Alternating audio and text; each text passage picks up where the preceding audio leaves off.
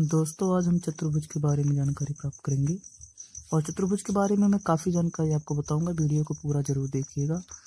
चतुर्भुज के बारे में आपको आज सारी जानकारी मिल जाएगी। चतुर्भुज क्या होता है, पहले हम इसके बारे में देखते हैं। ये देखिए दोस्तों, ABCD जो आकृति बनाई गई है यही कहलाती है चतुर्भुज। और इसका परिभाषा नीचे दिया गया है कि बहुत ही सरल परिभाषा हमने दी है कि चार भुजाओं की बनी हुई बंद आकृति चतुर्भुज कहलाती है। हाँ, चार भुजाओं की बनी हुई बंद आकृति चतुर्भुज कहलाती है। तो चतुर्भुज में कुल चार भुजा होते हैं और आकृति बंद रहती है, तो ऐसी संरचना को हम चतुर्भुज कहते हैं। चतुर्भुज भी कई प्रकार का होता है। जैसे मान लीजिए, एक होता है समांतर चतुर्भुज। समांतर चतुर्भुज की क्या परिभाषा है? समांतर चतुर्भुज की परिभाषा ये सामने देखिए, आपके PQRS, यही आपका समांतर चतुर्भुज है। तो इसकी परिभाषा होती है कि ऐसा चतुर्भुज जिसके आमने सामने की भुजा बराबर हो तथा समांतर हो। ये आमने सामने की भुजा पड़ रही है, ये दोनों बराबर होना चाहिए, और ये आमने सामने की भुजा पड़ रही है, ये और ये दोनों बराबर होना चाहिए। और देखिए, बराबर भी होगा और दोनों समांतर भी होंगे, ये भी बराबर होंगे, समांतर। तो इस तरह से बन जाता है समांतर चतुर्भुज। इसके बाद में हम देखते हैं आयत क्या है। आयत जो होता है वो होता है कि अगर इसी समांतर चतुर्भुज के इस कोने वाले भुजा Q को हम दबाकर इस भुजा को और इस भुजा को सीधा कर दे तो आयत बन जाता है। मतलब इस तरह से।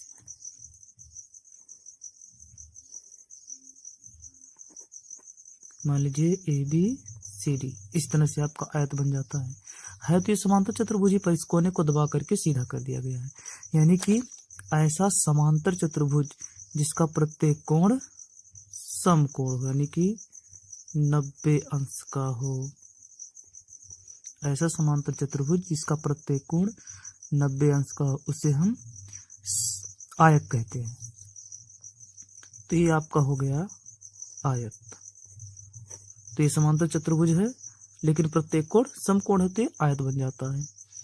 आयत में भी देखिए, आमने सामने की भुजा बराबर होती है, इसके बराबर ये और इसके बराबर ये। इसके बाद हम देखते हैं कि समचतुर्भुज क्या होता है। तो समचतुर्भुज आकृति में इस तरह का रहता है।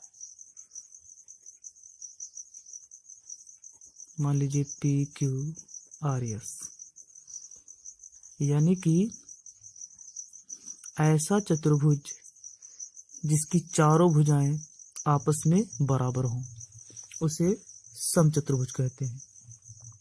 ऐसा चतुर्भुज जिसकी चारों भुजाएं आपस में बराबर हों तो उसे समचतुर्भुज कहते हैं। अब यहाँ आपका PQ, QR, RS और PS, ये चारों भुजाएं आपस में बराबर होंगी, तो इनको हम कहेंगे समचतुर्भुज। ये आपका बन जाता है समचतुर्भुज। अब अगर इस समचतुर्भुज के इस कोने को हम दबाकर इन दोनों भुजाओं को सीधा कर दें, मतलब इस तरह से,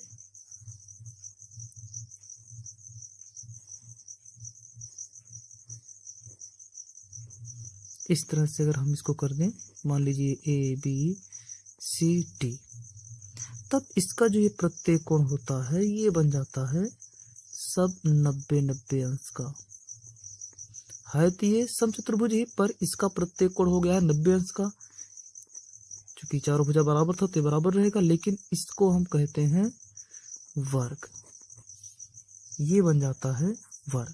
तो इसकी परिभाषा होती है कि ऐसा समचतुर्भुज जिसका प्रत्येक कोण 90 अंश का होना चाहिए, उसको हम वर्ग कहते हैं। तो ऐसा समचतुर्भुज जिसका प्रत्येक कोण समकोण हो, हम उसको कहते हैं वर्ग। इसके बाद आता है एक समलंब चतुर्भुज। समलंब चतुर्भुज देखिए क्या होता है। जो समलंब चतुर्भुज होता है वो इस तरह का होता है।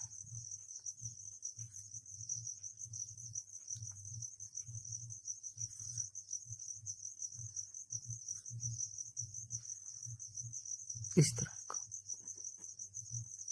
ABCD ये होता है समलंब चतुर्भुज। समलंब चतुर्भुज में क्या होता है कि ये दोनों भुजाएं आपस में समांतर होती हैं और ये दोनों भुजाएं जो है ये समांतर नहीं होती, सिर्फ एक ही जोड़ा जो है समांतर होता है। तो इस चतुर्भुज का परिभाषा बनता है समलंब का कि ऐसा चतुर्भुज जिसका एक युग्म समांतर हो। एक युग्म का मतलब होता है जोड़ा, तो ये एक जोड़ा जो है ये समांतर है, इसको हम कहते हैं समलंब चतुर्भुज। इसको हम समलंब चतुर्भुज कहते हैं। तो दोस्तों आज हमने चतुर्भुज के बारे में पढ़ा और उसके भिन्नता के बारे में कि चतुर्भुज किस तरह के प्रकार के होते हैं, इसके बारे में आज हमने जानकारी प्राप्त की। वीडियो अच्छी लगी हो लाइक ज़रूर कीजिएगा और अपने दोस्तों के साथ शेयर भी कीजिए और हमारे चैनल को सब्सक्राइब भी कीजिए ताकि इस तरह का वीडियो सबसे पहले आप तक की पहुँचे। धन्यवाद।